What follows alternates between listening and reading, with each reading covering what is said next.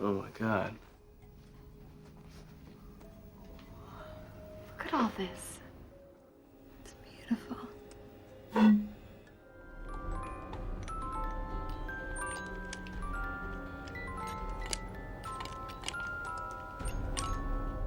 What is that? Diary of Anna Patience Buckner, 1903. Father was cross with me and said I lacked the true faith. I wish I could prove my devotion as Judah and Matthew proved on those travelers. And there's something in Latin. Okay, I'm drawing a line in the fucking sand here. Do not read the Latin. Read it. Supplimus, Carl. Dolor, igneo, animus.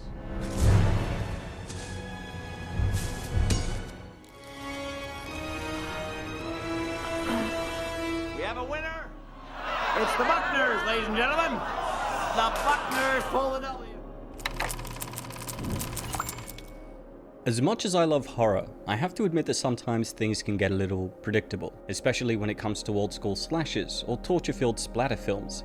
Every so often a film pops up that puts a spin on the classic conventions and subverts the audience's expectations. The 90s gave us this in the form of the Scream franchise, the 2000s gave us the hilarious Tucker and Dale vs. Evil, and 2011 gave us the deliciously smart, loving hate-lettered horror, The Cabin in the Woods.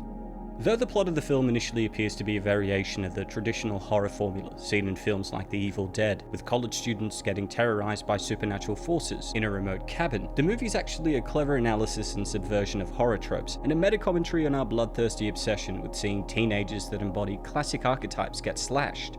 Helmed by screenwriter Drew Goddard in his directorial debut, and co-written by genre veteran Joss Whedon, the script for The Cabin in the Woods was put together with the aim to revitalize the horror genre.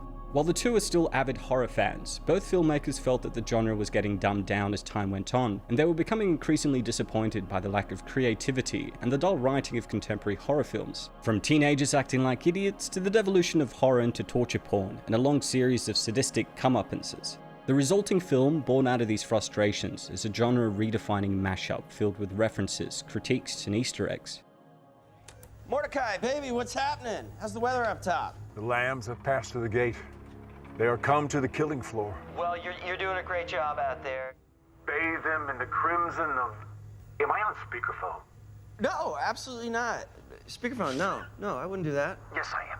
I can hear the... The subverted expectations begin right in the very first scene, which Whedon described in the director's commentary as one of his favourite things they accomplished. The filmmakers deliberately start the film with a dry conversation about child-proofing cabinets in order to confuse unsuspecting viewers and make them question whether or not they were in the right theatre. Astute viewers, however, would realise that these seemingly normal engineers, Citizen and Hadley, are actually talking about their plans for a mysterious ritual that involves human sacrifices. They chit-chat about this casually until the relative monotony is broken up by screaming as the title suddenly appears on screen. This is a play on the traditional horror film opening sequence, which is used as an appetizer for the horrifying, bloody mayhem to come. And while it does introduce us to the antagonists, the industrial setting and underwhelming absence of any dramatic atmosphere, horror tropes, and jump scares disrupts our expectations and lets us know that we're in for something different. From here, we're introduced to our heroes, college students Dana, Kurt, Jules, Holden, and my personal favourite Marty. They all seem like normal, well-adjusted kids, and they're all clearly very smart. We've got Kurt and Dana chatting about economics together, and even the stoner Marty makes some astute observations. We find out the gang is headed to visit the titular cabin in the woods, owned by a relative of Kurt's, and they load up their RV, which is a reference to the Hills of Eyes. Along the way, they meet an ominous old man, a classic harbinger of doom planted there by the engineers, who warns them of the dangers of the road ahead. In fact, everything that happens to the group of friends from this point forward will be orchestrated by the men and women behind the monitors. Even the cabin itself, which Kurt believes is owned by his family, is a fabricated installation. The control room metaphorically represents the creative team of torture porn films like Saw or Final Destination. They gleefully root for each character's gruesome death and even place bets on how they think the group will die. And while the control room is a symbol for a team of horror filmmakers, the Ancient Ones, who everyone are trying to please and entertain, are a representation of the audience, who, through their purchasing power, dictate what type of Halloween-themed wickedness should go down. We're not the only ones watching, Ken. Gotta keep the customer satisfied. We're told that the MO of the control guys is to offer these young adults up as sacrifices to the mysterious Ancient Ones, who have very specific requirements that must be met. Countries all over the world must follow certain rituals, and so long as one country succeeds in pulling it off, the otherworldly beasts will be subdued for the year. America's ritual, and incidentally one of the country's most profitable cinematic horror subgenres, the slasher, involves the sacrifice of the athlete, the whore, the scholar, the virgin, and the fool, the 5 slasher archetypes. All this is explained at the end of the film by the director, played by Alien star Sigourney Weaver. The order in which the 5 sacrifices die doesn't matter as long as the whore dies first, and the virgin either dies last or gets away and becomes a final girl, a direct reference to the ways that slasher movies always seem to off the couple that has sex first. The failed rituals of the other countries are modelled after the type of horror films those regions are known for. For example, Japan has references to Ringu and Silent Hill, while Stockholm's scenario is a nod to The Thing. As the gang spends more time in the cabin, they start to subtly shift into the typical horror teen tropes as a result of mind-altering drugs administered to them in secret that start hindering their rational thinking and increasing their libidos. Well, I'm just skipping ahead. But you're gonna say dare, she's gonna dare you to do something you don't like, and then you'll puss out and say that you wanted truth. Kurt becomes increasingly doltish, transforming into the stereotypical jock who dons a Letterman jacket and constantly chugs beer. This clearly contrasts his personality in the beginning of the film, where he's shown as being quite intelligent. Jules gets obnoxiously horny and becomes the whore, and starts acting like a celebutard, as Marty puts it. We discover that the reason for this was because the blonde hair dye she used prior to the trip had been infused with IQ-lowering chemicals by the lab. Holden starts wearing dorky little glasses and bragging about his Latin skills, thus making him fulfill the role of the bookish virgin nerd, while Dana ends up fulfilling the role of conservative female virgin and talking about how she's never done it before, even though we know based on the dialogue in the opening that she's hooked up with her professor before the events of the movie. We work with what we have. Even Marty becomes increasingly dumb. When he starts pointing out inconsistencies with the cabin or obvious dangers around them, the control room reduces him to a complete moron who wants to read picture books instead of escape, which lets him slip into the role of the fool. My parents are gonna think I'm such a burnout. The gang then descends into the dark and frightening basement, when the door mysteriously blows open while they're partying. This obviously isn't something anyone in their right mind would do, but since the control room is remotely poisoning them with chemicals that inhibit their rational thinking skills, they decide to head down anyway. Multiple haunted objects are scattered throughout the basement. We've got a creepy ballet dancing doll, a puzzle box not unlike the one in Hellraiser, and a diary of Patience Buckner, a hillbilly who'd been tortured by her family. Dana then starts reading from the book and recites Latin incantations. Again, not something someone with functioning brain cells would do, but they're under the influence of the control room's nefarious toxins. Unfortunately, the Latin she reads winds up awakening the corpses of the demented Buckner family. Meanwhile, back in the control room, employees of the director, who would all callously bet on what mystical horror would be awakened, announced the winners of their pools. I had zombies too. Yes, you did. Yes, you had zombies. But this is zombie redneck torture family, see?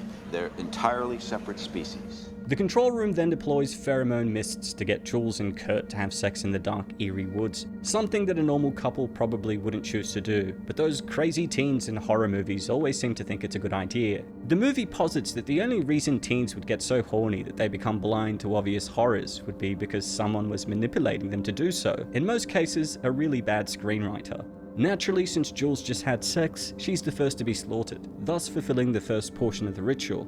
Surprisingly, it takes a whopping 44 minutes before anyone actually dies. Again, not the typical length of time that elapses before a slasher begins its kill count, and this is yet another way the movie toys with the audience's expectations. Once the killings start, however, it all hits the fan.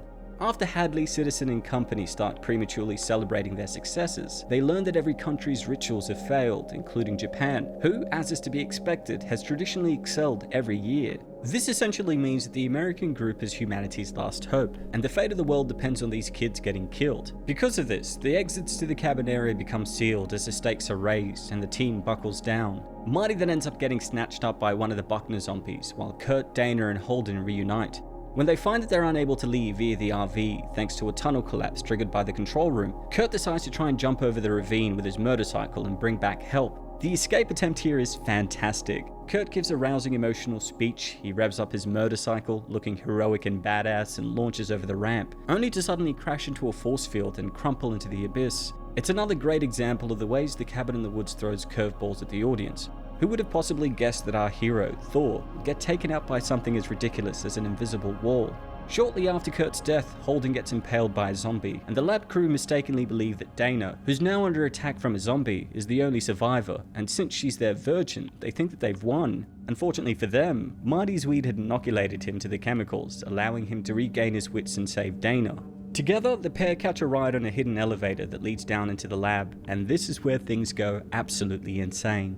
Here, all of the monsters awaiting to be used in a sacrifice are finally revealed. When the two are cornered, they panic and hit a button marked Purge, and all hell breaks loose. Between the surveillance monitors and cages, you can see everything from The Shining's Grady twins, a Patrick Bateman lookalike, the Blob, and even the giant lady from Attack of the 50-Foot Woman. There are even references to other Joss Whedon shows like Firefly's Reaver Creature, and amusingly, the Cenobite-like creature that appears is listed in the credits as Fornicus, Lord of Bondage and Pain. There are also a ton of generic monster movie creatures like giant spiders, mummies, and freaky eldritch tentacles. A Freddy Krueger lookalike appears along with a Michael Myers clone, some Haxan witches, some hobgoblin-looking ghoulies. The list goes on. And if you look really closely, you can actually see the Left 4 Dead monsters, the Boomer, the Witch, and the Tank in the monster cages. One of the most entertaining aspects of the movie is this barrage of horror movie and popular culture references, making it so much fun to rewatch. With each viewing, you'll likely pick up on a pop culture monster lurking in the background that you missed before. In addition to all the monsters that rush by in these final scenes, the whiteboard used for control room bets lists a ton of references as well. There's the generic classics like werewolves, zombies, and demons, but there are also more specific nods like the angry molesting tree and the Deadites from Evil Dead. In fact, the cabin in the woods itself is an Evil Dead reference. With the facility in chaos and the imminent destruction of the world due to the sacrifices not going as planned, with both Dana and Marty surviving, the director begs Dana to let Marty die for the sake of everyone, and even attempts to shoot Marty herself, but is then axed in the head by little Patience Buckner. Dana and Marty then give up, smoke a joint, and wait for the unsatiated Lovecraftian Ancient Ones to rise from the depths and destroy the world. The Cabin in the Woods' clever writing and tongue-in-cheek references are brilliant, and the way the movie successfully deconstructs some of the more tired facets of the horror genre is a huge breath of fresh air. We're still going to be getting plenty of lazily written movies with predictable endings that rely on borrowed tropes, tiresome jump scares, and characters that make nonsensical decisions, especially when these films end up making bank at the box office. But it's genuinely refreshing to have an intelligent film that challenges us to think a little deeper about the movies we like to watch, what we demand to see in those movies, and why we watch them. Because in the end, the choice is in our gigantic world-ending hands. With that having been said, that's all for today, folks. Don't forget to hit subscribe and click the notification icon to stay up to date on all my content, and if there's anything else you'd like to request, please don't hesitate to ask. As always, it's been a pleasure. Niyat here with Film Comics Explained. Thanks for stopping by.